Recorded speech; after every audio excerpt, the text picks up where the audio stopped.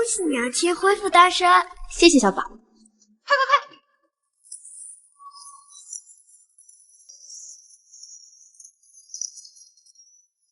小姐，快跑火盆去救晦气！晦气通通快走开！我家小姐好命棒，甩掉渣男乐无边。从此我家小姐潇洒快活似神仙。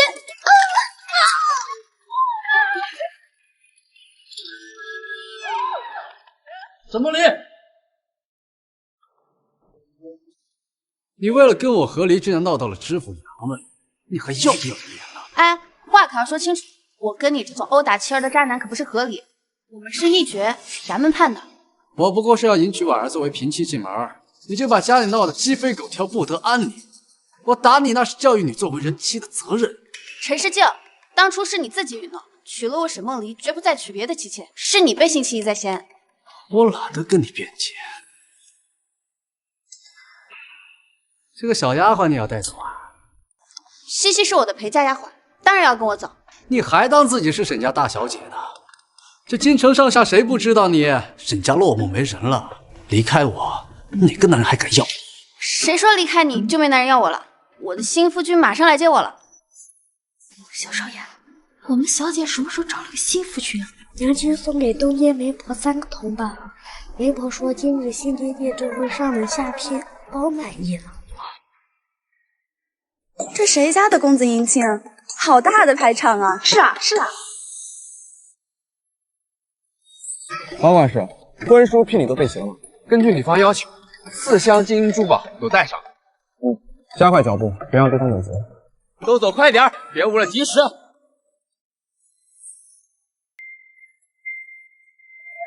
谁说离开你就没男人要我了？我的新夫君马上来接我了。这说了半天，这新夫君在哪儿啊？你这个弃妇，除了当街行讨的乞丐，谁还敢要你？媒婆不会放我鸽子吧？来啦，新爹爹来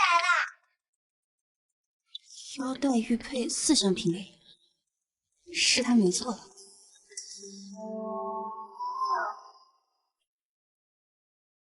小姐，这花了3个铜板请来的夫君这么帅气，还有这么多聘礼啊！他只是个算命的，这4项聘礼是我为了充面子，让他随便给你，然而估计都是空的。跟我的新夫君比，你才更像个乞丐。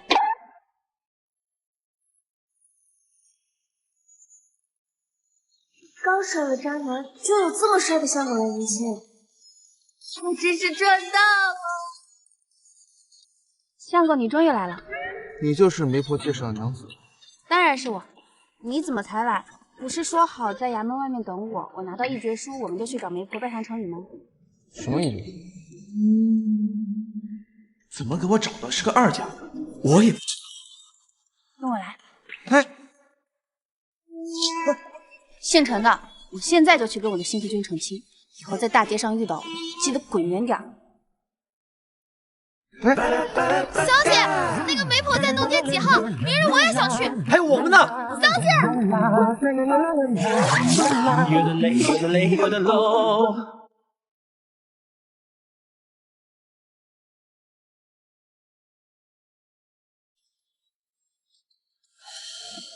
新婚礼成，从此以后你们就是夫妻了。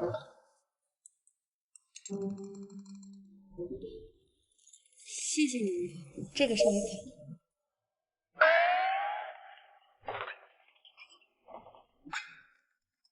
你那个，我们已经成亲了，我告诉你地址，择日搬过来与我同住吧。好的，您说。京城永乐街888号。京城永乐街888号太子。这人果然如媒婆所说，看着年轻帅气，可惜是个只会神神叨叨算命的傻子。同住的事儿以后再说吧。这几个人能不能先借给我？哦，反正你今天的工钱已经出了，我想让他们跟我回前任家搬点东西出来。我们都愿意去，绝对不多说贡献。对，我们都愿意去。西西，你先照顾好小宝，我回城府一点。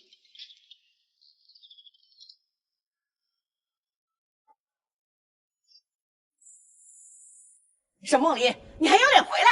你把两口子的事情闹到衙门，整条街的人都知道，你还嫌不够丢人？我已经跟陈世俊断绝了关系，是来拿回嫁妆的。什么嫁妆？进了我陈府的东西就是陈家的，有本事从我身上踩过去！一件不留，全都带走，给我上！上！好了。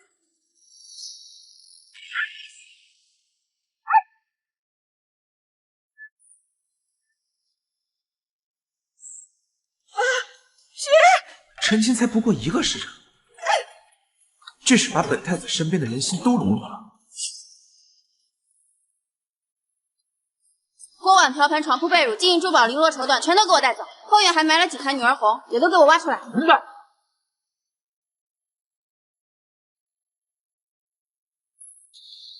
沈梦离，你这是私闯民宅，我要报官！这是衙门的议决书，上面写的清清楚楚。我沈梦离带进陈家的嫁妆一件不少，都得带走。要不是你们沈家上杆子送那么多嫁妆来，我儿子会娶你吗？你儿子考功名这些年，都是靠我沈梦离的嫁妆支撑着整个陈家。如今好不容易考取个一官半职，就想大张旗鼓的迎娶别的女子上门，还殴打妻儿。沈梦离不发威，你们母子真当我是好泥的软柿子啊？现在这种儿子回来教训你呀！我没记错的话，身上这件衣服也是我的嫁妆。啊！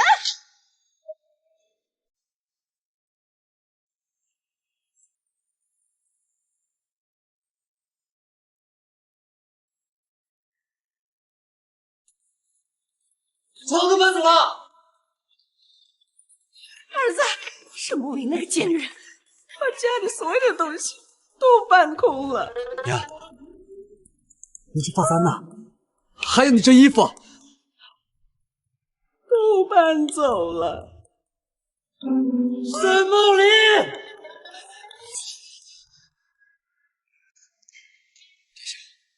搞错了，我们给你编的身份是世家公子，结果那个媒婆把您跟一个算命的资料给搞混了。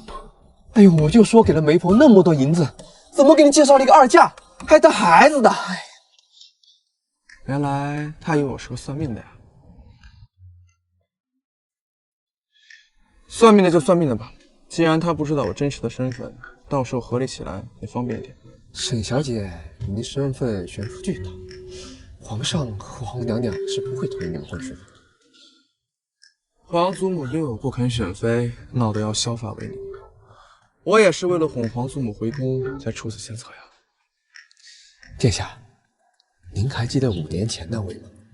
如果那名女子那晚有了身孕，孩子的年纪应该跟沈小姐孩子的年纪也差不多。靠这种手段与我同房的女人，休要再提。哎，是。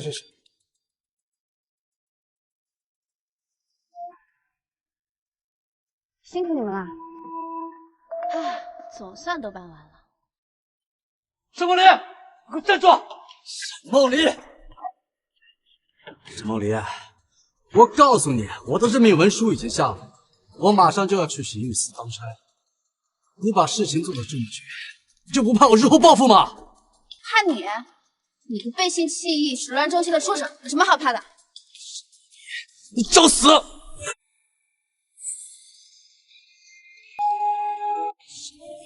你找死！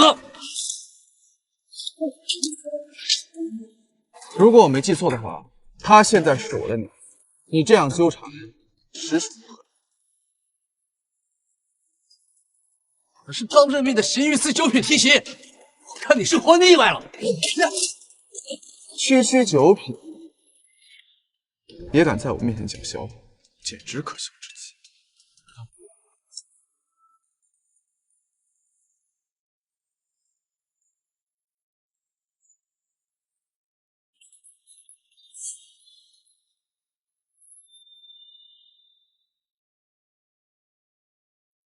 沈梦离，你知道我为什么非要娶婉儿进门不可吗？婉儿的父亲可是刑部主事，我不管你找的男人是谁，都有你哭的时候。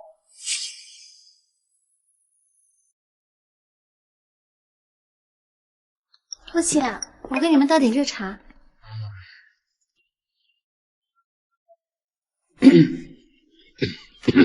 儿，你先出去，我和世间有事相商。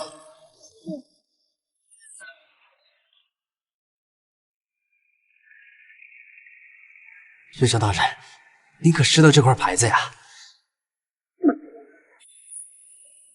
啊，是进宫的腰牌，这牌子只有宫里的贵人才有资格携带呀。这牌子哪来的？这块牌子是我那弃妇沈梦离带来的小白脸身上掉的。为了迎娶婉儿，我已经和沈梦离那弃妇撇清了关系，并且将她赶出了陈家。可谁曾想，小白脸对我蛮横无理，还请岳丈大人帮小婿出口恶气呀！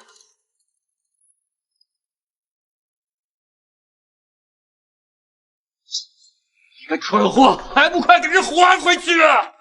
岳丈大人，一块牌子而已，又不是什么值钱的东西，你至于这么紧张吗？你个不长眼的东西，你想死别拉着我啊！岳丈大人，你干嘛一直打我呀？我看上你这个蠢货了，还不快把这牌子修好！要是有丁点可分，我们全得人逃搬家呀！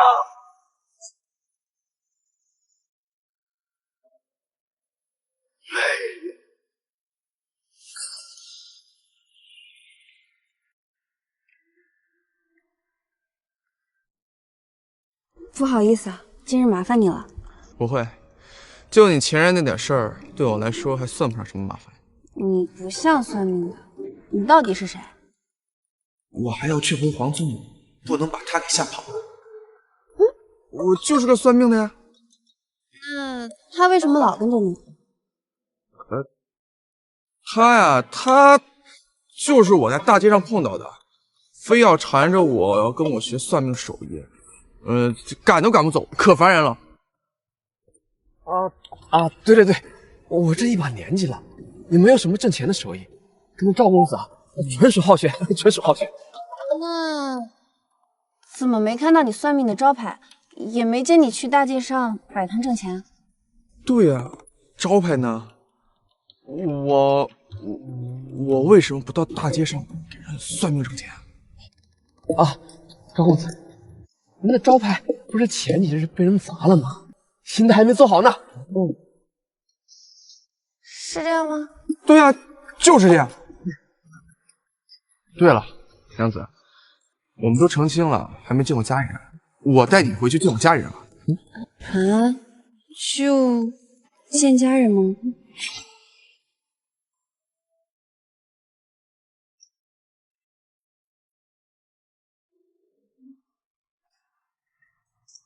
想过我这位新夫君家里可能很穷，没想到会这么穷。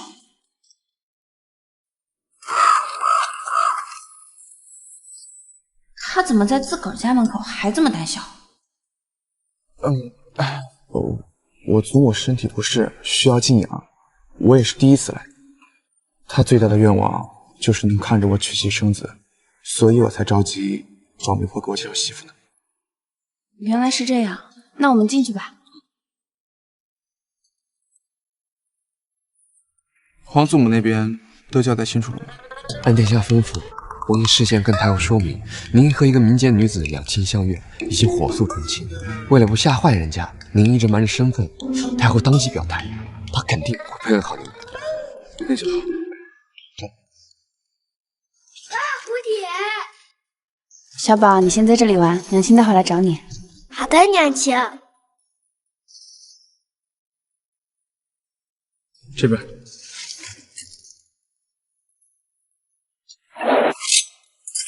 九阴金尊意未央，浓妆白发转苍茫，巾帼不让西门看，岂甘明赤女郎。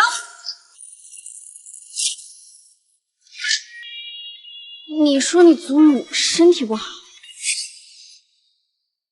好岂甘明赤女郎。你说你祖母身体不好？皇祖母是武将出身，一天到晚舞刀弄枪，真拿她没办法。正是因为身体不好，大夫才让她多走动走动。还不快去扶一下！太后急性，赶紧歇了吧。来了。这是我孙媳妇儿。哎呀，好俊的模样，难怪。你这混小子，这么个大美人养在外头，赶紧接回去封太子妃啊！皇祖，他还不知道我的身份，还是等等再说吧。再说，父皇母后要是知道我娶了民间女子，肯定会大发雷霆。他们敢，看我不会去扒他们一层皮！孙媳妇儿，第一次见面，祖母啊送你一点见面礼，这是9亿两银票，还有这镯子是西洋米兰冰淇淋玛瑙打造的，都收下。9亿两，还有什么脑？一见面就送9亿两，这牛皮会不会吹得有点大呀？皇祖母就是爱开玩笑，这些银票吧都是假的，你刚进门就图个好意头而已。懂了，谢谢祖母的见面礼。待会儿我就用这些银两去买一个大的宅子，然后再买3000个奴婢，再把您接过去，让您好好享福。好，我最喜欢跟孙媳妇儿一起住了。娘亲，我肚子饿了。小宝，娘亲马上带你去找吃的。这是你们生的孩子？娘亲，我肚子饿了。这是你们生的孩子？这是我，这是我们的孩子。哎呦，祖母，其实我和梦妮很早之前就在一起过，只是我不想太早被一个女人套牢，就后来选择跟她分手了。我也不知道她当时怀了我的孩子，但是今年我们再次相遇之后，看到他们母子生活如此艰难，我就下定决心，一定要做一个有担当的男人。我打死你个不负责任的渣男！走了。哎，祖母，别打了！不是小宝，他抛弃了你和你娘亲，你难道不恨他？父亲说过，以后会对我和我娘亲好的。我喜欢我父亲，小宝已经没有父亲疼，不想以后也没有父亲疼。小宝，你放心，父亲以后一定会好好心疼你的。好，太奶奶呀，一看到小宝就想起你父亲小时候。小宝和父亲小时候很像吗？哎呀，我们小宝啊，简直跟你父亲小时候一模一样。既然是我赵家的嫡重孙，那以后赵家的家业就都传给他吧。什么赵家家业？我祖母在乡下有一块很小的破田，已经荒废很多年了，一直想找个继承人去继承。哦，谢谢太奶奶，小宝一定把赵家家业发扬光大。好，太好了！哎呦，小宝，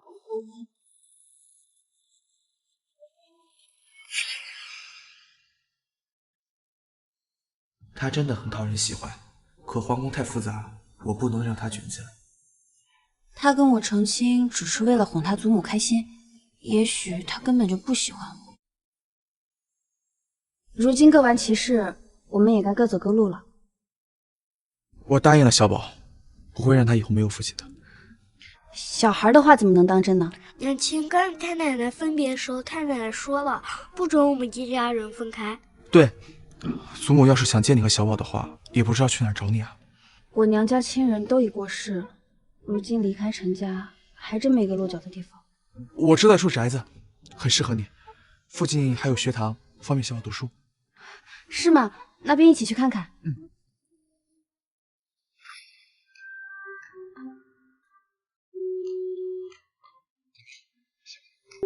这宅子妥妥的大户人家呀！这地毯好软啊，正经的波斯毯吧？这椅子真舒服，还有一股木香味儿。娘亲，我这住在这里好不好？连花瓶都这么精致，这是官窑烧出来的吧？那个好像是宋代的，有王安石的题注。古董啊，这地方很贵吧？其实这是我一个远房亲戚家，他们全家搬到了江南，不会再回来住了，就1两银子卖给你吧。1两，1两银子卖给你吧。1两。是这样的，他们家也不缺银票，然后平常也经常做善事，本来是让我把这个宅子捐出去的，收你1两银子已经很过分了。这还过分啊？捡这么大的便宜，我不会遭报应吗？娘亲，天日佛许，反受解救。天爹爹说你今日诸事大吉，果然遇上的都是好事。你要把好事拒之门外，老天才会惩罚你的。对，今天早上我确实卜了一卦，卦象就是这么说。没想到你算命这么准。时准时不准的。那娘亲就把这里买下来了，以后这里就是咱们的新家啦。耶，亲爹爹，以后你和娘亲一起睡，小宝自己睡。这个，借你的光，我们母子才能寻到这么好的落脚处。这深宅大院儿，我和小宝2个人住着也怪害怕的，不如你就住下来吧。亲爹爹，你给娘亲带来了幸运，你们以后都不能分开。这么大的宅子，丢下他们母子却又不妥，若真遇上歹人就不好了。既然小宝都发话了，那我就不能不从命了。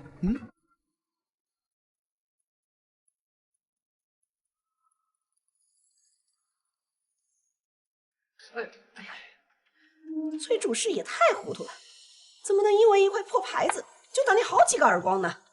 都怪沈梦离那个贱女人，要不是她，岳丈大人也不会对我如此严厉。奇了怪了，沈梦离怎么就能攀上宫里的权贵呢？不仅把嫁妆都给搬空了，连我的孙子也给带走了。我不管，你得把我的孙子给带回来。我实话告诉你吧，娘，那个小杂种根本就不是你的孙子。沈梦离那个脏女人，这些年我就没有碰过她。你说什么？那个小杂种根本就不是你的孙子。沈梦离那个脏女人，这些年我就没有碰过她。你说什么？成亲之日，我将沈梦离的处子身献给了朝廷的一位大人，本想着趁此机会早日考取功名，可不曾想那个大人物根本就不认账，还给怀孕了。这么说，小宝不是你的亲骨肉？那这些年花在他身上的银子，岂不是白白给糟蹋了吗？行了，别说了，娘，要传到了婉儿的耳朵里，她就不高兴了。婉儿，你怎么来了？我本打算明日去找岳丈大人商议娶你进门之事呢。我问你，沈梦离是不是把整个城府都给搬空了？你是要我崔婉儿嫁进来，整日面对四面楚地？婉儿，你听我解释呀。我本想去找沈梦离算账，可不知道他从哪儿找来一个小白脸。这就是那个小白脸的东西。岳丈大人说他是什么宫里权贵的物件，叫我不要得罪他。我也是没有办法呀。我替他老糊涂了。沈梦离平时大门不出二门不迈，怎么可能认识宫里？婉儿，你爹就是因为这块破牌子甩了世界好几个耳光呢，你得去找你爹好好理论理论。你个没用的老婆子，家里都让人给搬空了，还有脸说话？你好了，别吵了。明日我会去刑部报道，刑部的油水多，等我日后挣了钱，我就把沈梦离搬走的物件全都填回来。真是个废物！你不去出头，我去。不给他点颜色瞧瞧，他还以为我崔婉儿好欺负呢。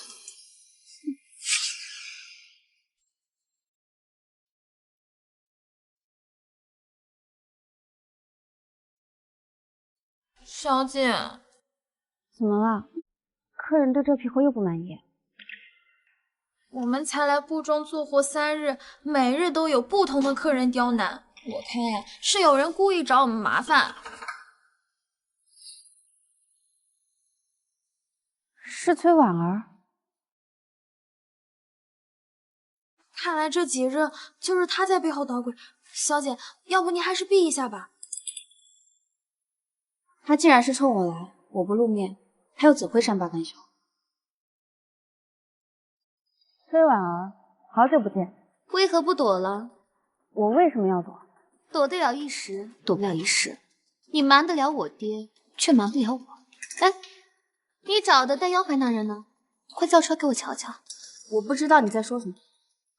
我跟你们布庄的王掌柜来往也不是1天2天了，就凭你一日赚不到5吊钱，也敢谎称宫里有贵人做靠杀？啊！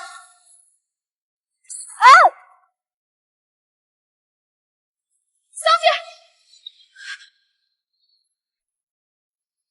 小姐，崔婉儿，你要杀人吗？我爹是刑部主事，就是宰了你们俩，我都不用承。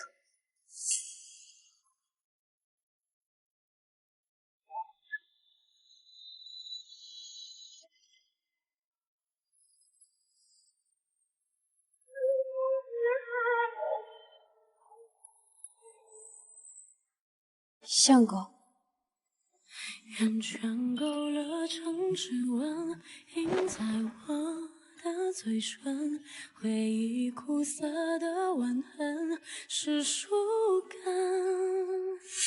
春去秋来的茂盛，却遮住了黄昏。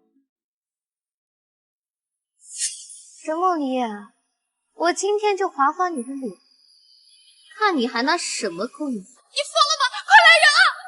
你别过来！你疯了！来人啊！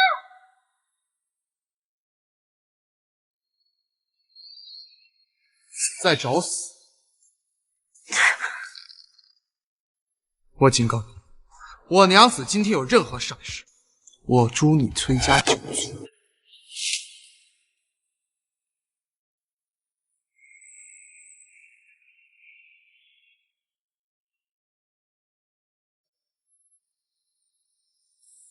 坚持一下，我等你清一关。慢着，今天不把话说清楚，你们谁也别想走。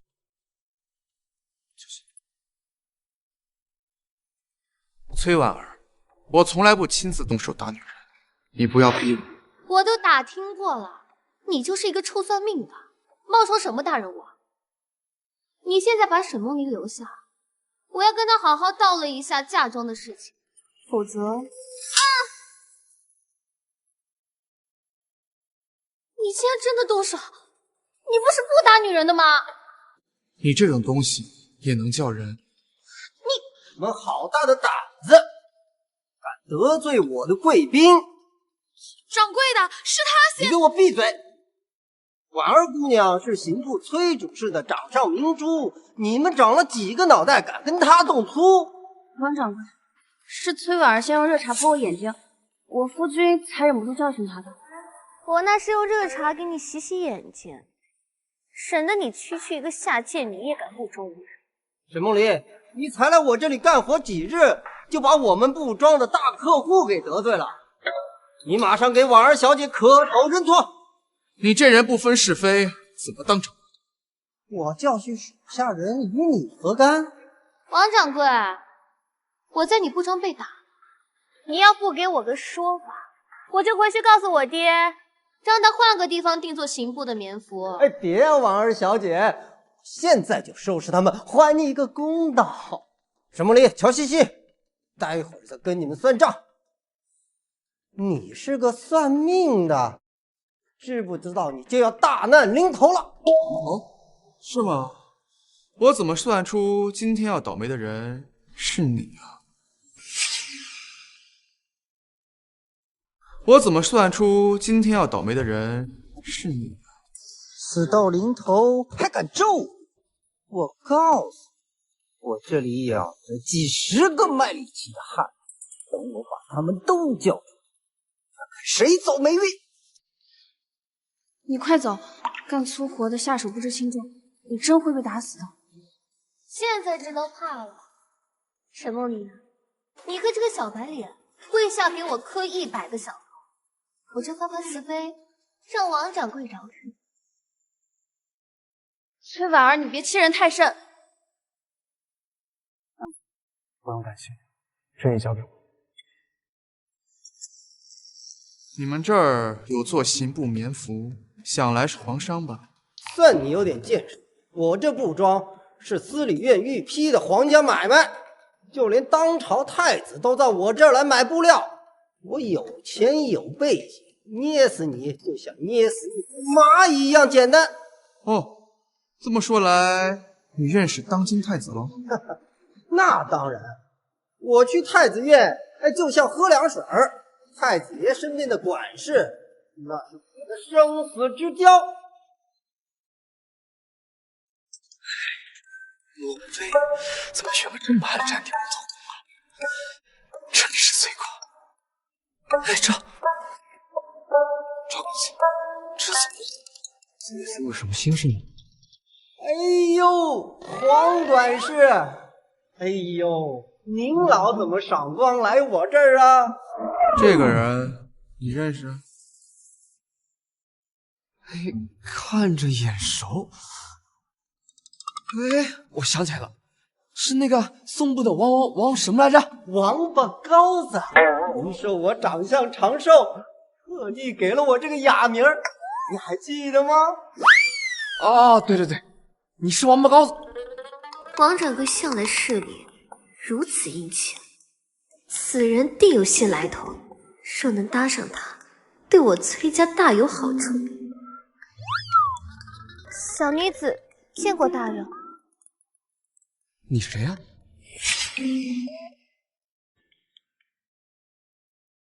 你谁呀？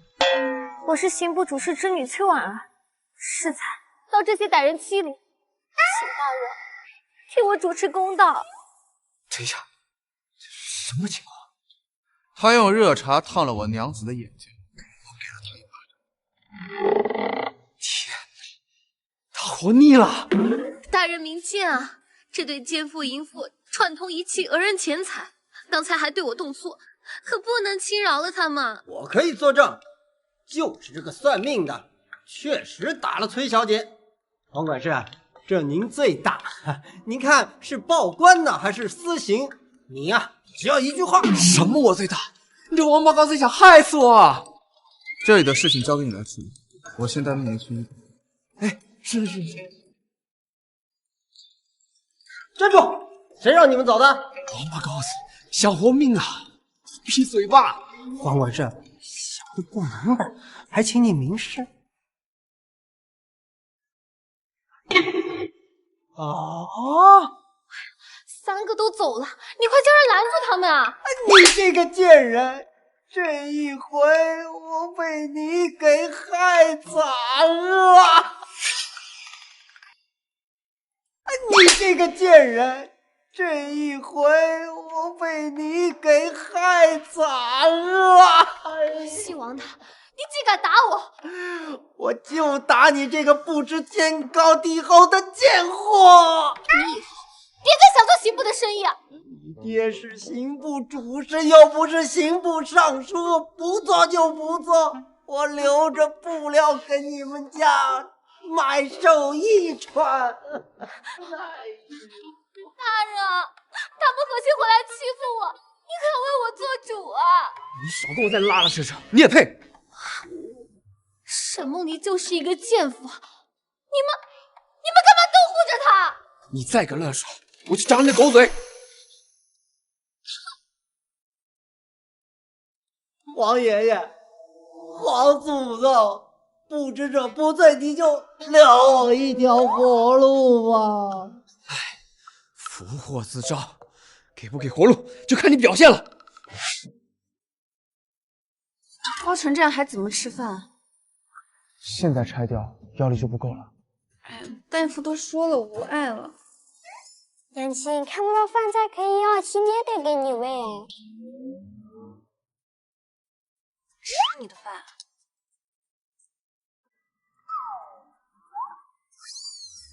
你也吃。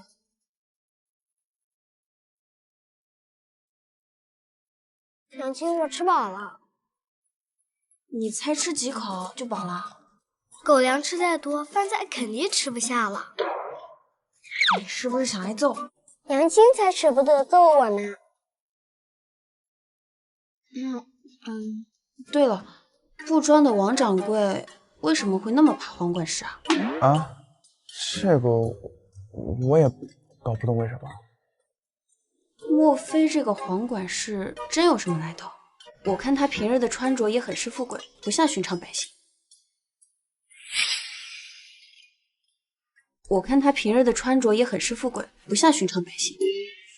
是吗？可能叫管事的在官府真有啥职位？对哦，你看他天天也不干正事儿，非要围着你学算命，真是匪夷所思。那个，我也搞不懂。对了，我有个事要问你。什么事儿？5年前的七夕夜，你还在干什么？我怎么会忘呢？我就是在那天嫁给陈世静的。出嫁的日子，他不可能跟我在一起。看来5年前那个女子不是他。别人新婚燕尔相夫教子，可我在陈家吃了5年的苦，受了5年的气，换来的却是一片狼心狗肺。有时候，上天真的不公平。娘亲，别伤心了，以后有新爹在，新爹爹会对我们母子好的。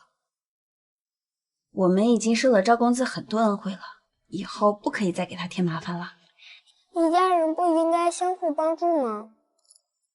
如果他真是我相公，该有多好啊！小宝乖，我们呢要自立自强，不可以成为别人的累赘。上天把他送到我面前，也许就是最好的安排。不管怎样，我都不能再让他受欺负。放心，我卜了一卦，从今往后你会好运连连的。但愿如此吧。哦，对了，反正我也不打算再回布庄了。明天送完小宝，我跟你一起去摆摊吧。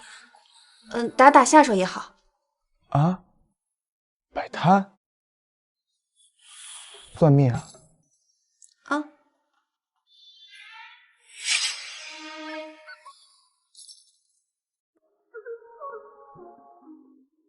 大半天一笔买卖都没做成，他还有心情睡觉？南来的、北往的，马来西亚、香港的，走一走，看一看，挂摊面前算一算喽。你干嘛？就是买卖的吆喝，不然没生意的。再帮你喊喊。哎，不用不用，做我们这行吧，讲究缘分。所谓道传有缘人，他该来的自然就会来。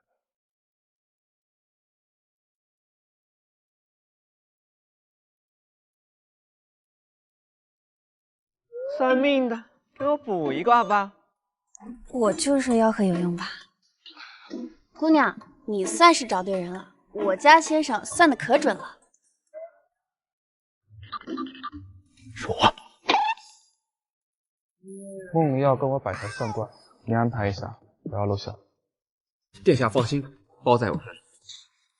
啊，我让你准备一下，谁让你扮成这样养个女人？哎呀，殿下的人办事不靠谱，上回媒婆的事啊就搞错了，这次我必须亲自出马，让他不再怀疑你的身份。好不容易来人了，你倒是算啊！啊，这位女子，你要问什么呀？问姻缘吧。这也太恶心了。哎，虽然人家长得有点虎背熊腰，但你别太直接了。姑娘，他不是说你啊。啊，没关系，我知道我自己恶心，要不干嘛问姻缘呢？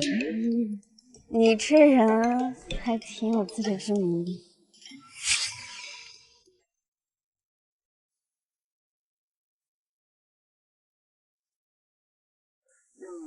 是不是掌纹看不清啊？要不抽个签儿吧。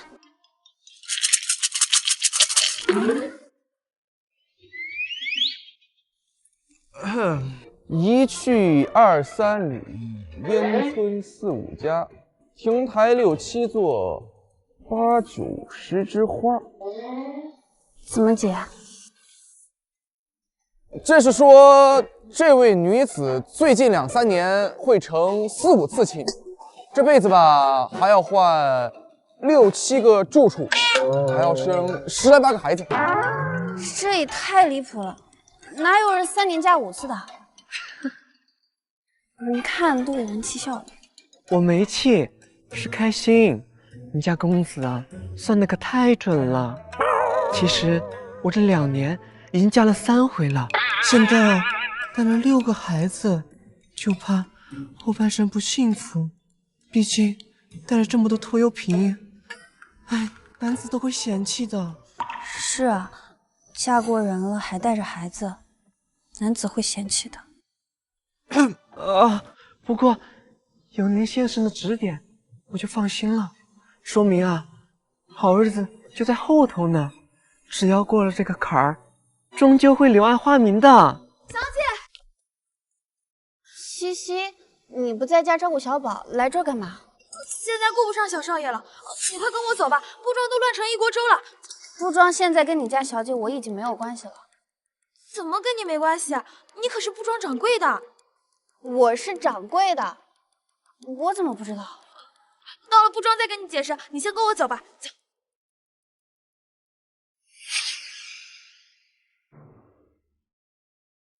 我要买布，我要买布，买布！大家先别接下单，我家新掌柜的马上就到。我是工部的买办，这里是银票800万两，你们布庄今年的布料我全买了。工部算个屁，老子是吏部尚书，敢耽误老子买布，把你们全部革职查办。怎么这么多人？王掌柜呢？哪还有什么王掌柜的？他已经把布庄赠到你的名下，连夜回老家去了。为什么呀？我也不知道，说什么破财免灾。掌柜的，你可来了，咱们的货都要卖空了。那个女的是掌柜，大家都把钱塞给她。我要买布。哎，别急着给钱呢，已经没货了。今年没货，那我就订明年的。我订后年的。现在发钱如流水，这收钱如流水，同一回事。这件事儿办得不错，这应该是王八羔子办的漂亮。哎，这画怎么这么漂亮？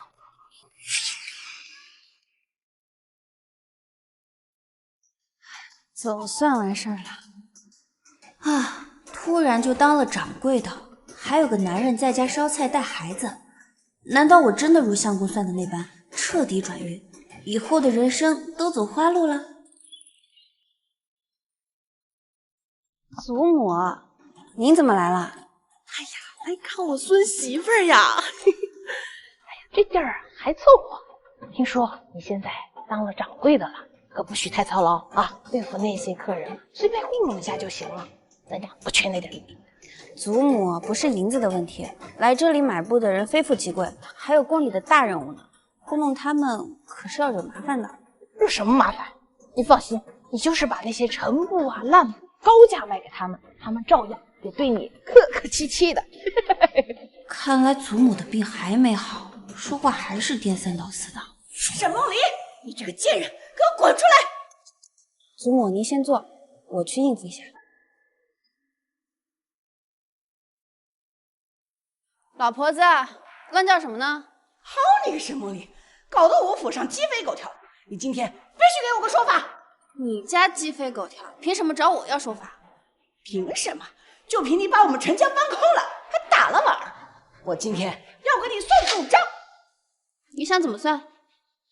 听说这布庄在你的名下，你跟我儿子分手了，我们退了嫁妆，这布庄你得分一半给我们才行。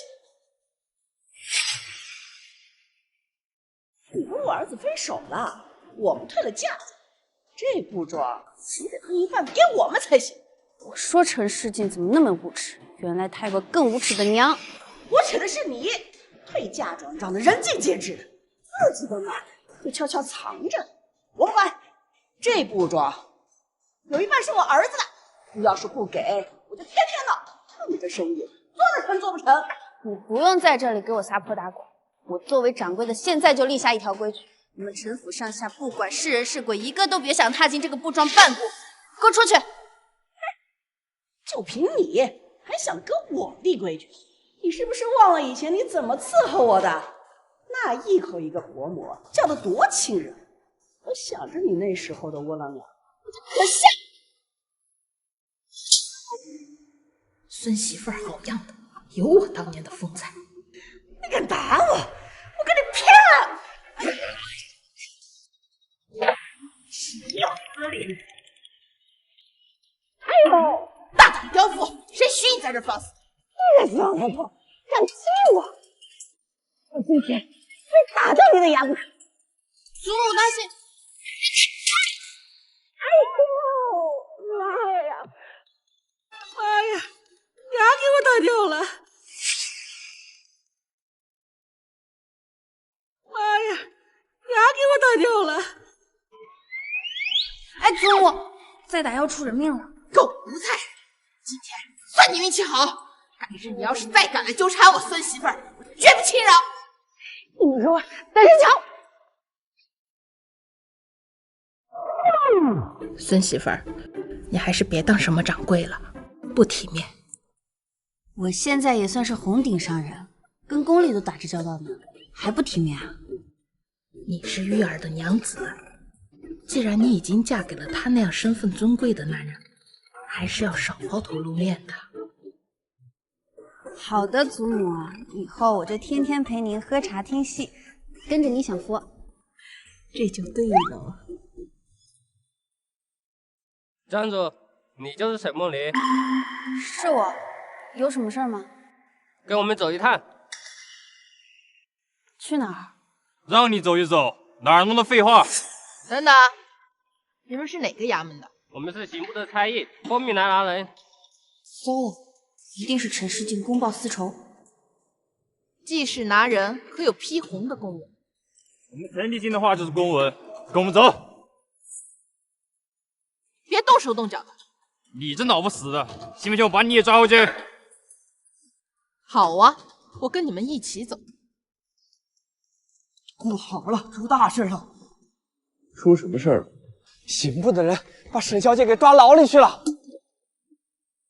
肯定是娘子的前任公报私仇。走，还有更要紧的事呢。还有什么事儿比我娘子安危更重要？那帮不长眼的东西把太后也抓走了。什么？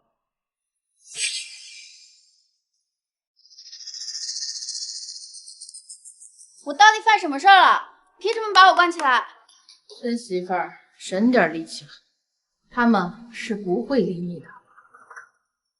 祖母，对不起，是我连累你了。傻孩子，干嘛把别人的错归到自己身上？沈梦离，进了刑部大牢，我看还有谁能帮你？你到底想怎样？不识抬举的贱妇！你不肯自相为妾，执意合理我都容忍，你竟然还要搬空嫁人！现在全京城都在看我崔婉儿的笑。今日不给你用酷刑，难以泄愤。沈梦离，这里的囚犯可是很久都没有碰过女人了。一会儿收完刑，让他们好好伺候伺候你们这是滥用私刑，我要上告朝廷，治你们的罪。哦，上告朝廷，那要看你能不能活着走出大门。贱人，我最后再给你一次机会，现在跪下磕头认错还来得及。老不死的，你刚才叫我贱人。通常宫里的那些嫔啊、妃啊什么的，我才叫他们贱人。你个狗奴才，叫你贱人那是抬举你。糟了，祖母一定是受了刺激，病情又加重胡言乱语了。臭老婆，你敢打掉我娘的牙齿，一会儿我就把你的牙全都掰下来。来人呐！请吩咐，给小爷我把他们全抓起来，带走。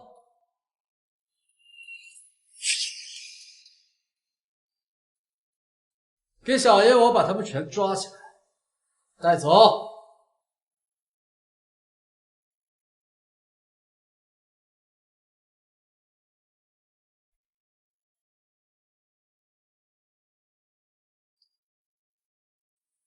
你把这个死老太婆给我摁住喽！一人做事一人当，你们要报复的人是我，不要为难一个老人家。小子果然没挑错人。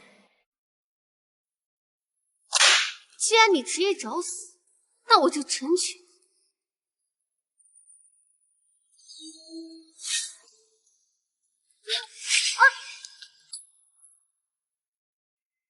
父母，奴才现在才跪下，晚了。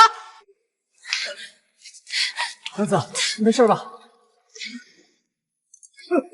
去死！祖母小心！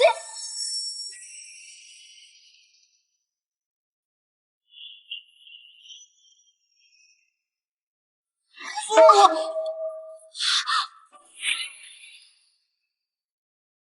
你去死！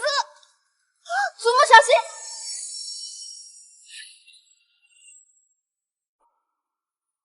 父母，父母，你怎么样？傻丫头，我没事，这个是冰心玉，我藏在手心里。你可吓死我了！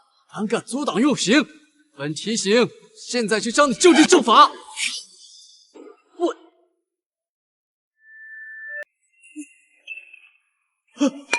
你们仗势欺人，滥用私刑，你们才应该就地正法。冯老太婆，你们快给我摁住他！快呀！本华，这件事情跟你没有关系，只要你不再护着沈梦离，我一会儿就放你离开。哼，放了我！你们敢这么对待我孙媳妇儿，我可没打算放了你。一定是我爹带人来了！你们一老一少两个贱妇，今天我不把你们打得皮开肉绽，我就不进去！住手！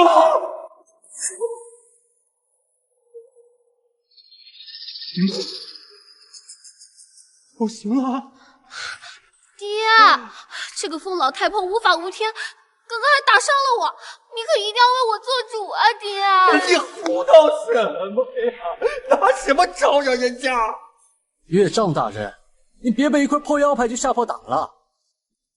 沈梦离找的小白脸要真是宫里的权贵，那他的祖母又怎么可能会是一身粗衣烂布？什么？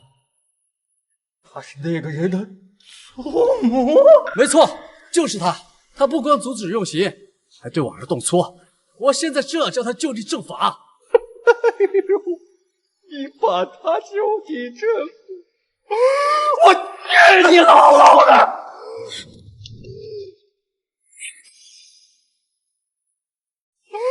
我治你牢牢的！夫君，爹，你老糊涂了，你干嘛去失禁啊？你这个不孝女，我崔家就毁在你手里了！孙媳妇儿，我看也差不多了，咱们走吧。走。都活腻了是不是？赶紧把路让开啊！他们滥用私刑，自会有人收拾他，你不用操心。爹，你为什么要放那个贱人？住嘴！再看你下犯上，我们全家都人头不保啊！岳丈大人，他不过是一只破鞋，何谈以下犯上啊！恭迎太子殿下！恭迎太子殿下！小人崔玉龙恭迎太子殿下！他是当朝太子啊！沈梦离不就是？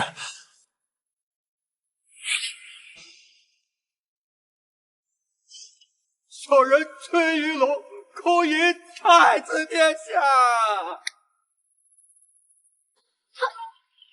他是当朝太子啊！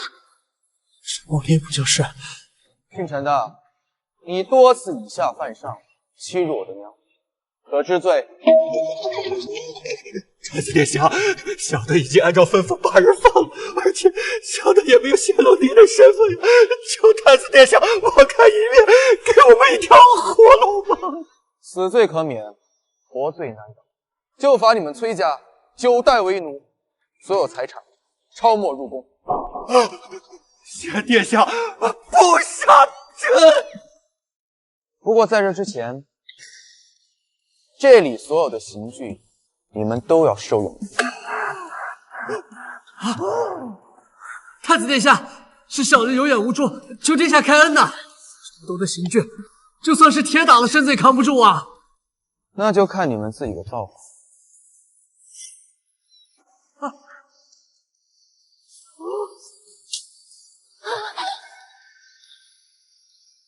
才弄完了。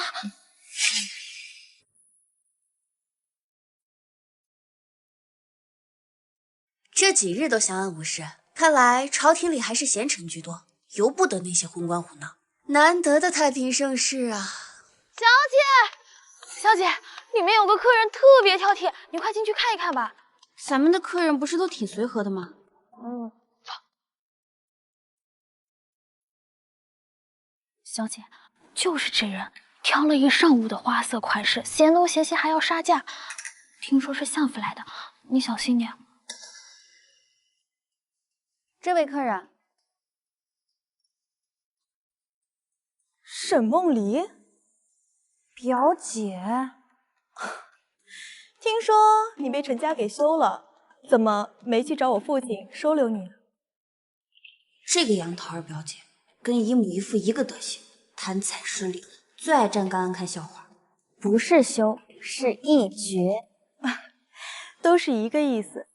梦离啊，你的命可真苦，被夫家扫地出门，娘家父母呢又早就身亡，只能在这儿做点工维持生计。你在这儿每个月拿多少工钱？有没有1两银子？其实呢，我是这儿的掌柜。我们啊是一家人，你何必跟我编瞎话呢？这间布庄是皇城里最有名的，做的都是官家的买卖。梦离啊，作为姐姐呢，可得说你2句。你现在啊，已经是一个弃妇了，就应该懂得省吃俭用。以后呀，别再穿这么贵的绸缎了。你这爱虚荣的毛病呢，真该改改了。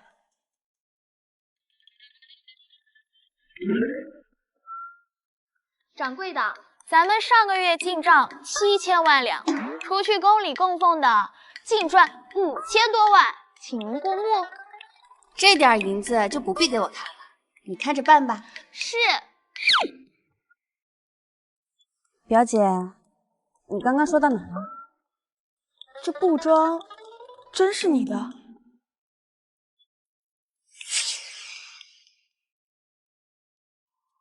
这布庄真是你的？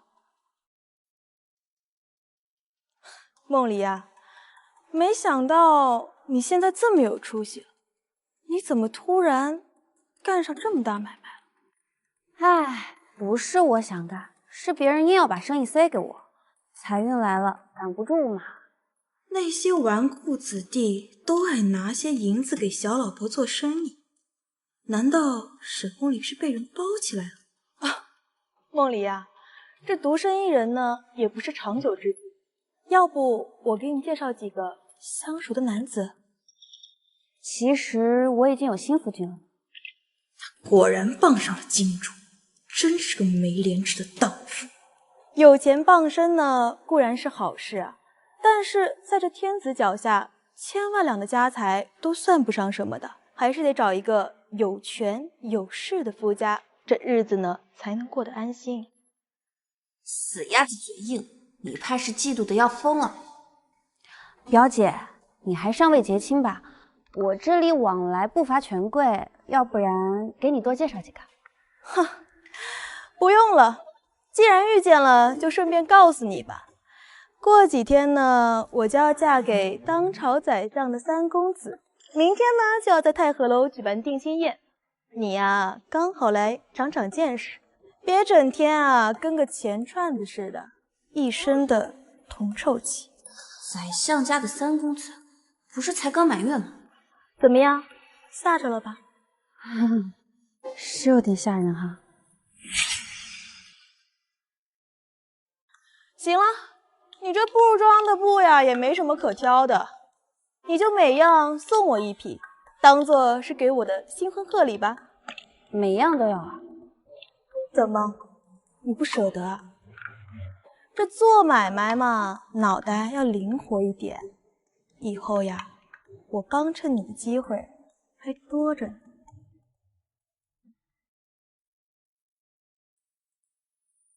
点了一天的货，脖子都酸了。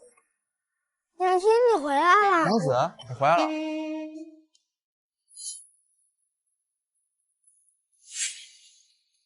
羊肉，娘亲说过多少次了，不可以吃羊肉。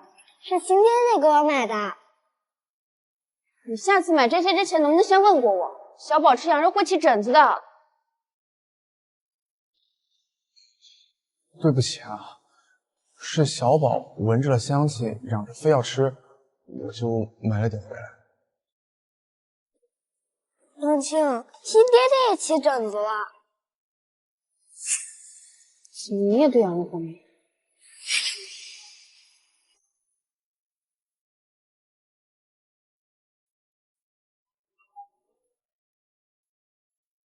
你也是，知道自己过敏还跟他一起吃。小宝说一个人吃着不尽兴，我就陪他了。他说你就听。谁让我是小宝爹爹呢？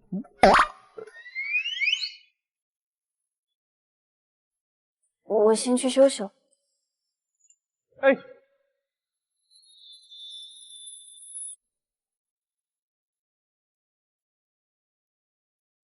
没事吧？明天我要去参加表姐的定亲宴，我先去休息了。娘亲是被杨桃表姨订婚，她最喜欢欺负你了，你还是别去了。你外祖父外祖母去世的早，娘亲就剩这一门亲戚了，好歹要去露一面。要我陪你一起去吗？不用了，我自己应付得过来。虽然同住一个屋檐下，他却总是刻意跟我保持距离。女人心海底针，夫子果然没有说错。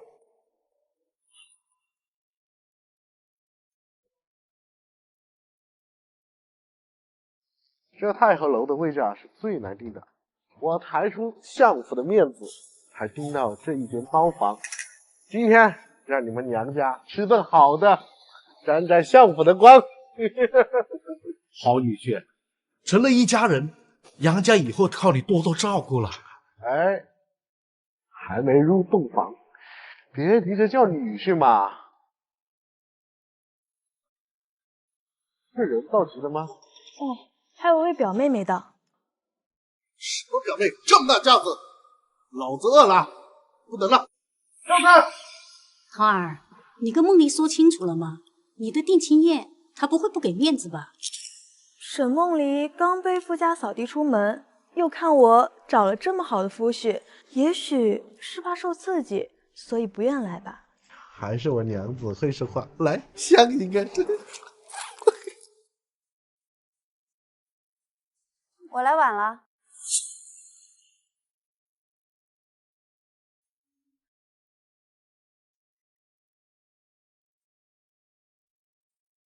梦离，咱们可都是知根知底的亲戚，你穿成这样，不是穷装蒜吗？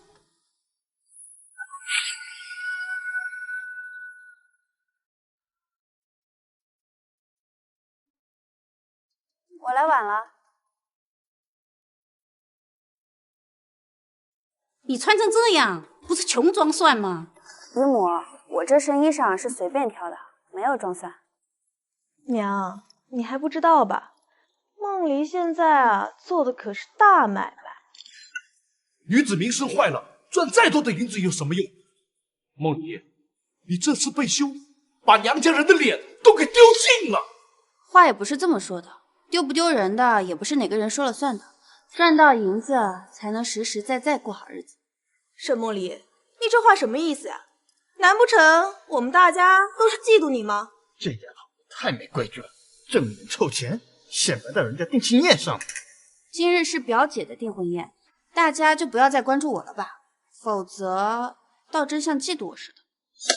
好一个不识抬举的刁妇，难怪会被扫地出门。还没请教，这位是？这位是我夫君，当朝宰相家的三公子，沈梦离啊，就你那破布庄，只要我夫君一句话，就能让你马上关门大吉。既然这里不欢迎我，那我也不便久留。20份钱。一个小小的商人如此张狂，三爷我缺你这份子钱吗？哼！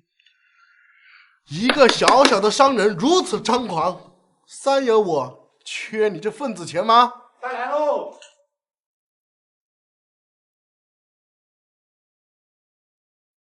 我没点这些菜啊，这酒饭起码得上万两银子。这太和楼果然名不虚传啊！这些菜色香味俱全，都是城中权贵才能享用的，不是那些暴发户、土财主花些钱就能吃上的。这些菜是下官一点心意，诸位慢用，不够我再叫伙计送来。这位大人是？哎呦，这是刑部的尚书大人。到底是相府的面子够大呀，吃顿饭连尚书大人都给惊动了。桃儿，你嫁了这样显赫的人家，可总比那种抛头露面做买卖的强。我们脸上可真有光啊！参见尚书大人。沈小姐，您这是要去哪儿？这菜一口没动呢。你认得我？你认得我？如今但凡有些体面的人，谁不认识你沈掌柜？我刑部尚书也是你部庄的常客呀。原来是尚书大人，恕小女子失礼了。我可不敢当。沈小姐，之前在刑部大牢是我失职，怪我对属下管教不严，这顿饭就当刑部给你赔罪了。谢大人美意，但此处饭局与我无关。改日再还大人这一席酒饭吧。沈小姐，怎么这里不是你待客呀？尚书大人，今是小人定亲之宴，大人慷慨赠席，小人受之有愧，感谢大人。你是谁啊？怎么回事？这位尚书大人好像不认识桃儿的夫婿呀。城中权贵众多，咱女婿又没入朝为官，一时看不清楚也是有的。可是他好像认识沈梦离呀。大人不认识他吗？这位可是宰相家的三公子呢。相爷家的三公子不是刚满月吗？才刚满月。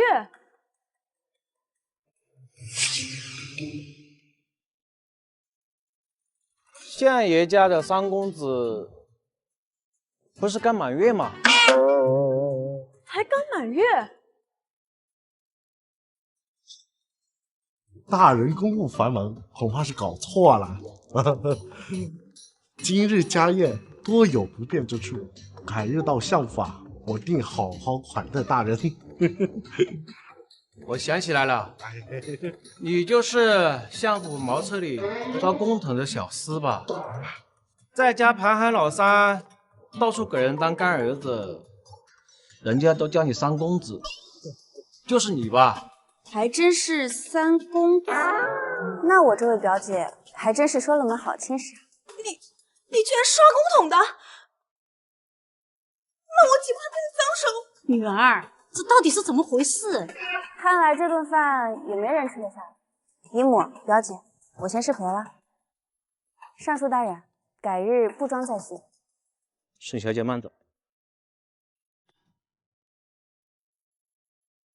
这做菜你们自己掏银子。客官心情好，挑两个铜子儿吧。本小姐心情好，多赏你一些。谢谢小姐，谢谢恩人。陈世静，怎么是你？谢谢小姐，谢谢恩人。陈世静，怎么是你？我不想让小宝看到他爹这个样子，拿着银票滚得越远越好。沈梦离，你以为自己很了不起是吗？老子不需要能施舍。陈世静，要不是看在小宝的，别跟老子提那个小杂种！陈世静，你还有没有人性？竟然这样辱骂自己的儿子！就算你再飞黄腾达，也改变不了你失之破血的事实。我实话告诉你，5年前成亲那会儿，我把你卖给了一位权贵，那个小杂种他根本就不是我的儿子。你说什么？你把我卖给谁了？我只知道他是宫里的一位权贵，大概是位糟老头子吧。所以现在你知道我为什么从来不碰那个小杂种。我一看见他我就觉得恶心。这么多年我不碰你，就是因为我嫌你脏。陈世静，你怎么敢这么做？我当然是为了升官发财喽。啊，不过现在这些都不重要了。现在的你就算怎么做，你也洗刷不掉这份耻辱。我谢谢小宝跟你没有关系，还有你去死！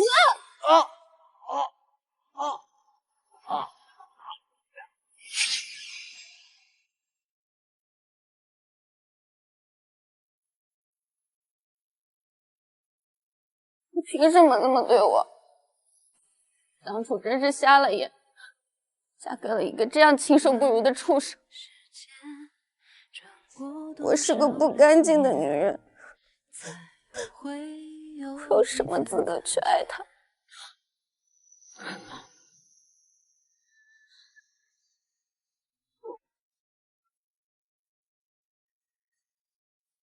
不是说参加定亲宴吗？怎么醉成这样子？你别管我，走开！我要喝酒，给我喝酒。跟我走。你放开我！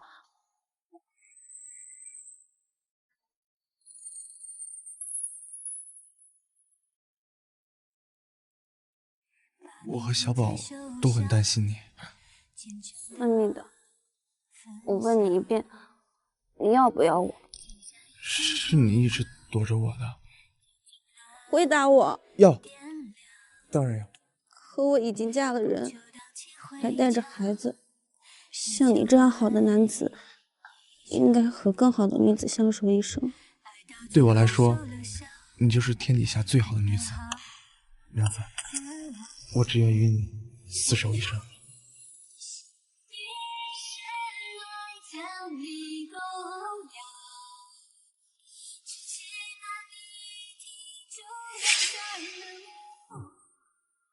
行行好，商量个同子吧，客官。臭要饭的，你眼瞎了！尚书大人，尚书大人，陈世静，你知道我罪不至死的，都是沈梦离那个继父害了我。尚书大人，你就给我个机会，让我重回刑部，我一定鞍前马后的伺候你啊！你是想找机会反咬沈小姐一口吧？我告诉你，眼下太后都已经认准了这个皇孙媳妇，你别做梦了。我知道沈梦离背后有太子撑腰，可这皇宫里有多少莺莺燕燕的，她肯定不会永远得宠的。否则太子殿下也不会对她一直隐藏身份的。我可听说太子对沈小姐是死心塌地，隐瞒身份是为了护沈小姐周全，避免引发纷争。不过说起来，这一切还都要拜您所赐。拜我所赐啊？我听你约章提过，5年前你为了前程，安排沈小姐伺候一位贵人。当时太子殿下被心怀不轨之人下药，阴差阳错的进了你准备的房间。太子和沈小姐的缘分从那时候就定下了。这么说，5年前跟沈梦离共度一夜的人是太子啊？姓陈的，我现在就去跟我的新夫君成亲，以后在大街上遇到我，记得滚远点。把我卖给谁了？陈世静，你还有没有人性？竟然这样辱骂自己的儿子！你们不知道曾与彼此共度一夜，也不知道小宝是他们的孩子。你笑什么？总不会是气疯了吧？苍天有眼，老子的荣华富贵终于要来了！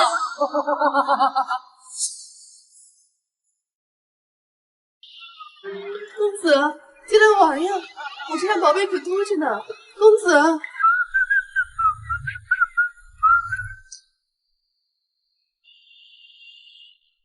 总算有一个身段模样跟沈梦离相仿的女子。滚远点！美人儿，有桩好买卖介绍给你。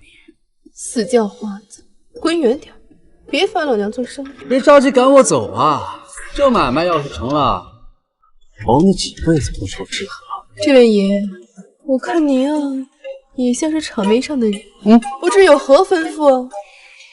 我捧你做当今的太子妃，如何？哼，不如啊，你跪下给我磕3个响头，叫我一声活菩萨，我舍着身让你尝尝荤腥。强似阎王爷拉二胡，净他娘鬼扯！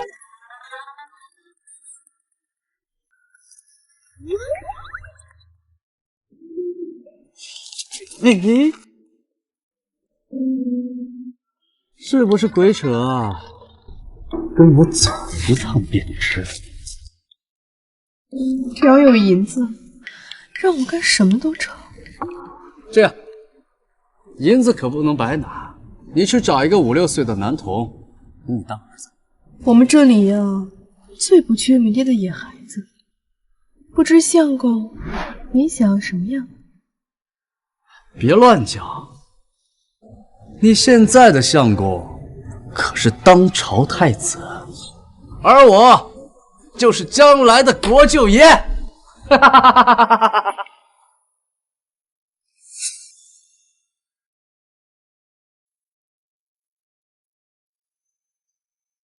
最近几日我会接梦离回太子府，你去安排一下。殿下，您打算把实情告诉沈小姐了？父皇已经恩准我立她为妃了，真是太好了！我还担心皇上不许你娶民间女子。小人陈世进叩见太子殿下。我不是说过我不想再看到你？殿下的教诲，小人铭记于心。此番冒险前来，是有要事禀报啊！大刑还没受够是不是？滚一边去！殿下可还记得5年前啊？等下，说下去。殿下，5年前您被下了迷药，是一位善良的女子与您共度了一宿。那夜之后，你们再未谋面，可那位女子却苦苦相思了5年啊！你怎么知道的这么清楚？那晚是你给我下的药。殿下就算只有100个胆子，我也不敢算计殿下呀。其实那位女子，她是我的表妹。表妹？如烟，出来吧。殿下，皇天不负有心人，我总算要见到你。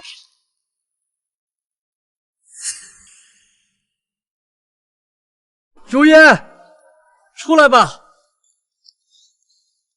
殿下，皇天不负有心人，我总算要见到你了。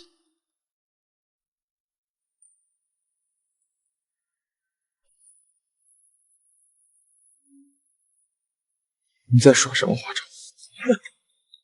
殿下，那晚的事，你当真不记得了吗？你曾说与我共度一晚，那我问你，我们在一起的那天是什么日子？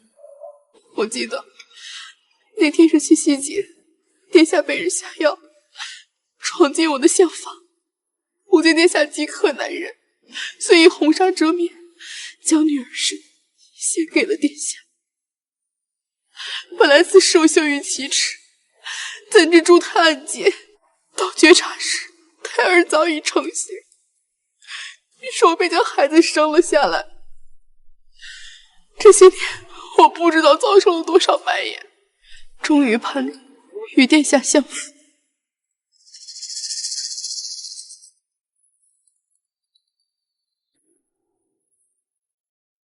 这女人给殿下生了孩子，那就是龙脉啊！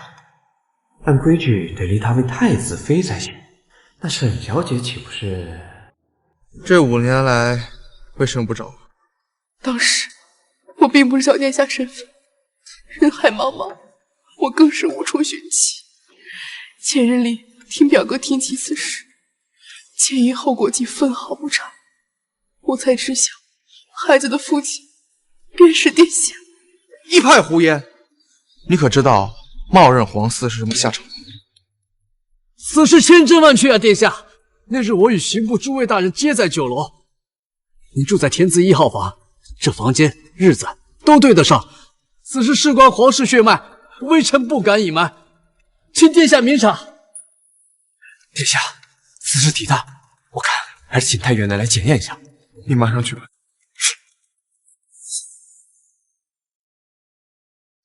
哇，小宝的字写得越来越好了。是爹爹教我的，写好了字，爹爹还说带我去骑大马呢。相公，相公，你怎么心不在焉的？是不是身体不舒服？没什么。黄管事来了，你先坐，我去沏茶。哦，不必了。我说了你去坐。这俩人搞什么鬼呢？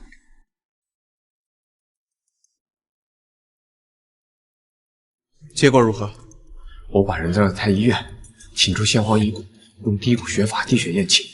那孩子的血果然被先皇的遗骨所吸收了。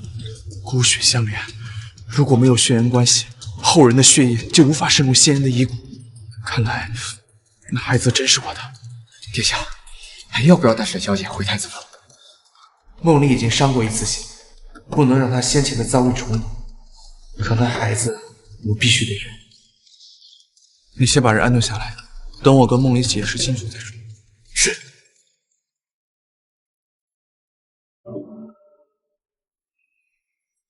黄管事跟你说什么了？没什么，小事而已。算命的，你有事儿瞒我。算命的，你有事儿瞒我。梦离，我。娘亲，别犯疑心病了，亲爹爹可从来没骗过你。傻瓜，娘亲是开玩笑的，他是我相公，我怎么会不相信他呢？是不是最近身体太劳累了？我去熬汤给你补补。好啊。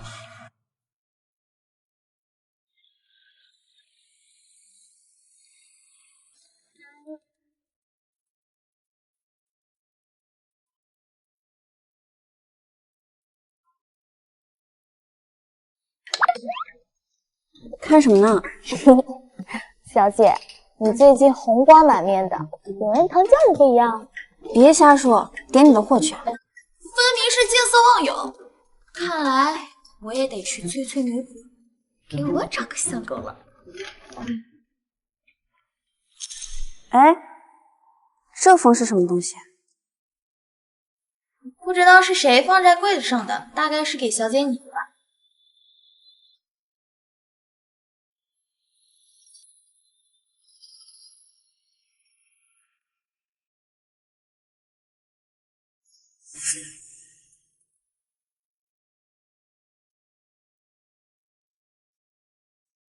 小宝睡着了，我们怎么了？脸色这么难看？这信上说的是真的吗？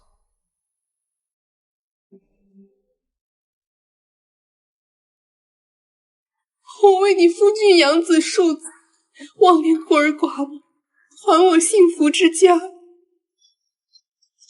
梦离，你听我解释，我也是刚知道这件事了。你可不可以不要再骗我了？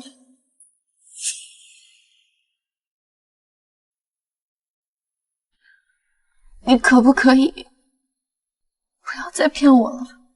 梦离，我不是故意骗你的，我真的是刚知道我还有个孩子，而且那都已经是过去的事情了。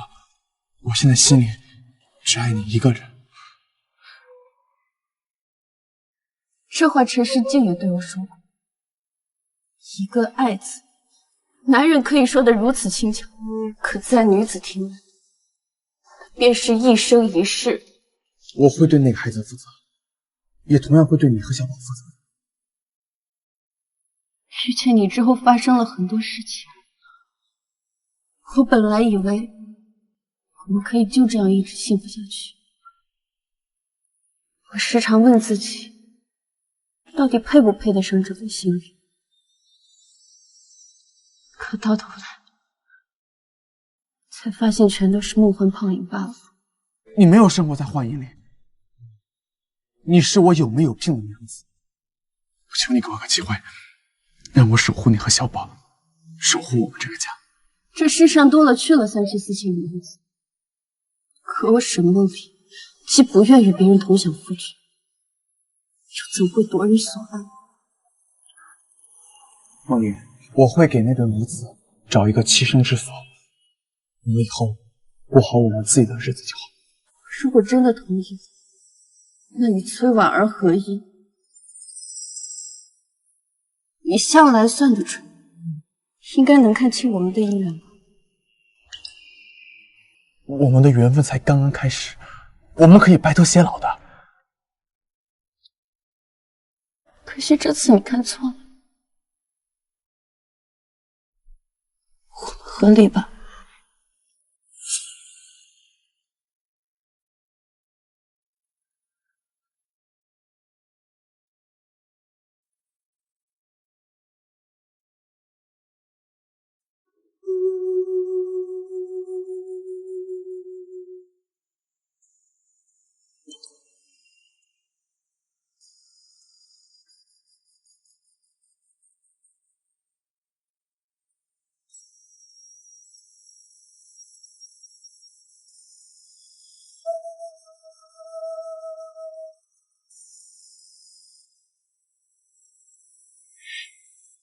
古董啊！我答应了小宝，不会让他以后没有父亲。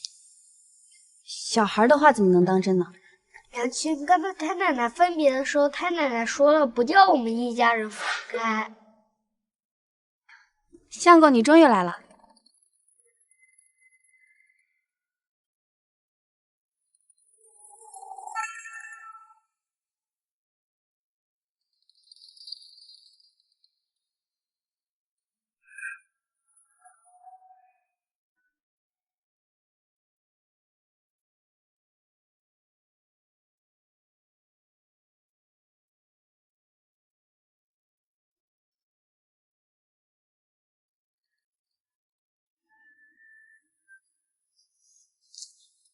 小宝，你怎么想了？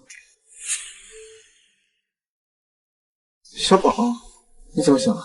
弟弟，娘亲收拾衣物，是不是我们要出远门了？如果我们分开，你会想爹爹吗？我哪都不想去。如果娘亲要走的话，你一定要拦住她。娘亲遇到你之前，从来没有笑得这么开心过。你要永远陪着她才行。好，那我永远陪着她。娘亲，我不想走，我想和爹爹在一起。小宝，娘亲是不是教过你，不属于我们的东西我们不该拿？你尽快写好和离书，我有空来拿。和离书不行，那就写休书吧。我看了运势，今日破碎，不宜书行。站住！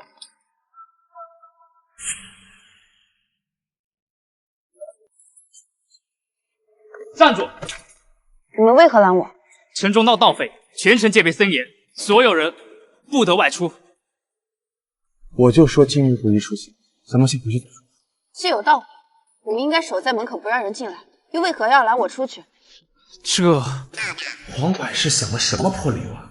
一句话就被他问住了。既不该拦我，由我自去便是。不可以走！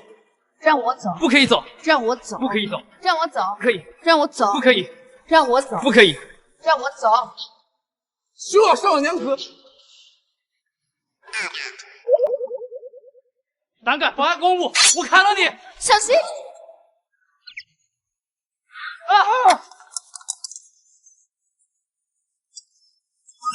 哦，疼啊！你别动，带你去包扎。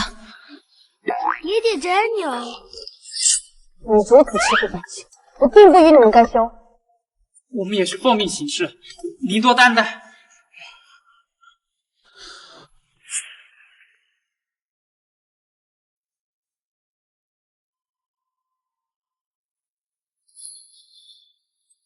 忍着点儿。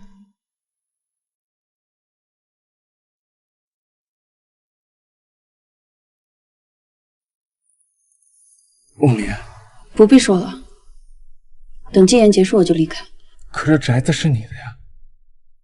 这宅子是你卖给我的，我如今还给你，1、2银子也不必退了。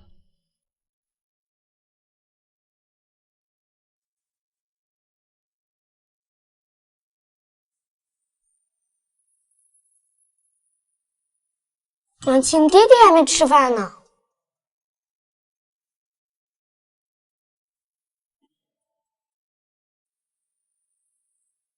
娘亲，我去送。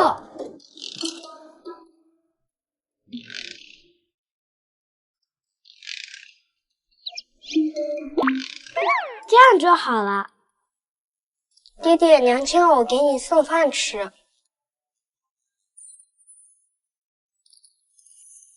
爹爹，女人都是口是心非，你不光要猜，你还要哄的。谢谢小宝，你娘亲的心意我收到了。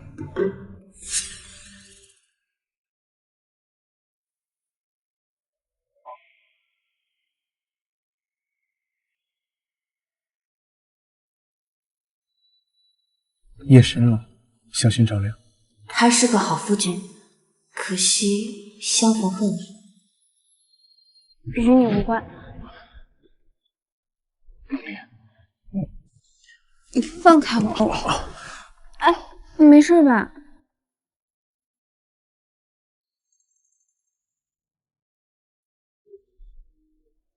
梦莲，你的心意我都知道，你相信我，我一定会把事情处理妥当的。你别逼我打你！你舍不得。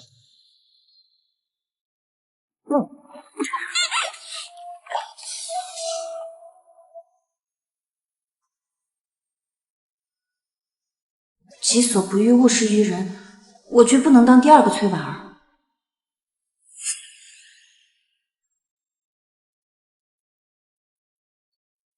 殿下，你怎么这个时候到这儿来了？殿下，兵部尚书让我问你，要戒严到什么时候？有些非议已经传到宫里去了。荒唐！我只是吩咐守住门口，谁叫他真的戒严了？我这就叫他撤销戒严令。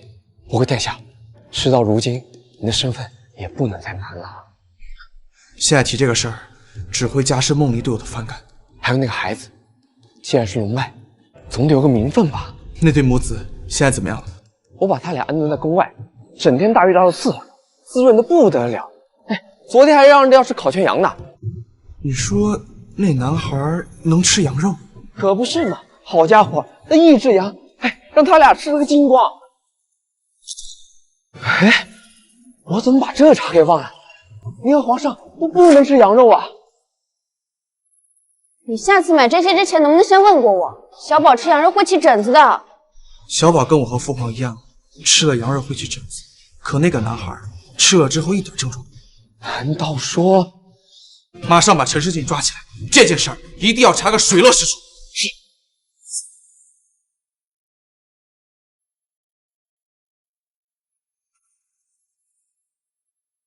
陈世进，我警告过你，冒认皇嗣可是死罪。殿下，我先前所言句句属实呀，殿下，请殿下明察。我看你是不到黄河心不死，把酒抬上来。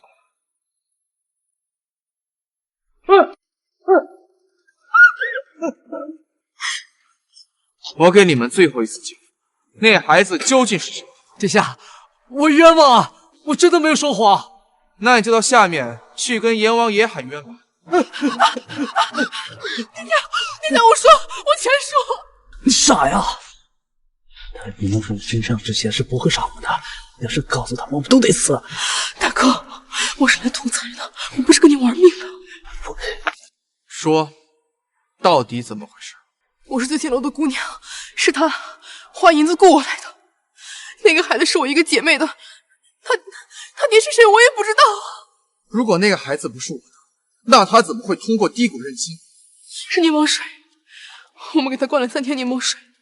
这个办法是他从一个乞丐那儿听来的。你只要喝下大量柠檬水，就会稀释体内血液，在一定时间里，无论是低谷认亲还是喝血认亲，血液都会相融。好大的胆子！把那个野种冒充皇嗣，先废了手脚再说。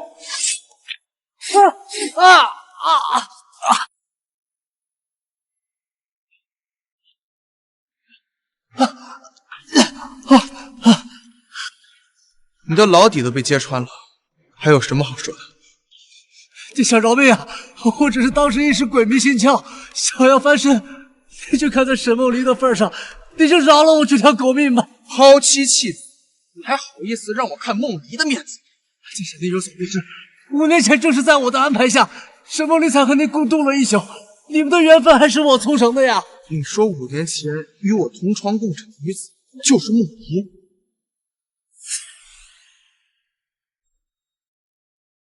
你说5年前与我同床共枕的女子就是梦离？还在这扯谎！我问过梦离，5年前的七夕夜是你们成婚的日子，是我们成婚之日不假。殿下，当时我想要攀龙附凤，就设计将沈梦离的处子身献给了一位权贵，可不曾想殿下您被下药进错了房间，因为权贵碍于您的身份，就没有敢声张。我也是前几日才知道的。那日过后，沈梦离就怀上了您的孩子。小宝是我跟梦离的孩子，难怪他像我和父皇一样吃羊肉混稀疹子。殿下，说到这儿，我才是你们2个的媒人呐。要是没有我，你们2个可没有这段缘分。你这样对自己的妻子，岂不是亲手不好？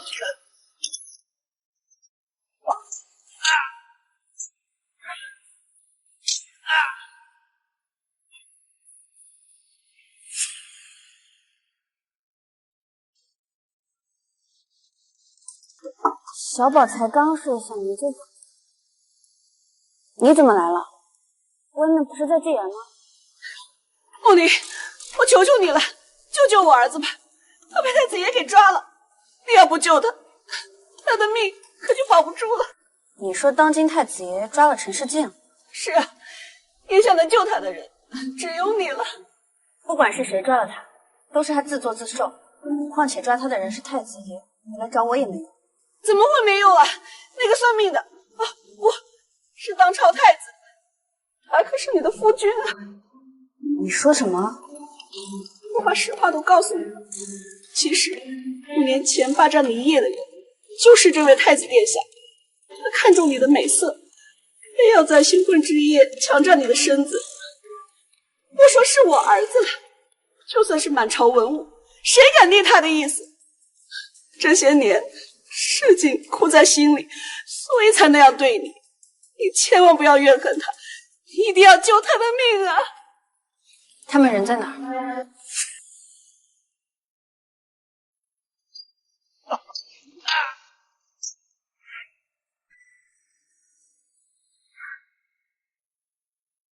都给我让开！梦离，你听我解释，我是怕你生气才能告诉你身份的，我不是故意骗你。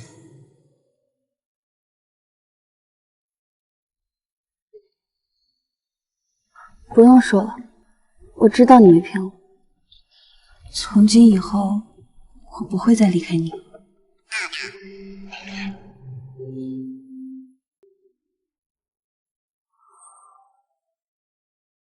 来人，王妃，请吩咐。把这个畜生带下去，一律惩治。是。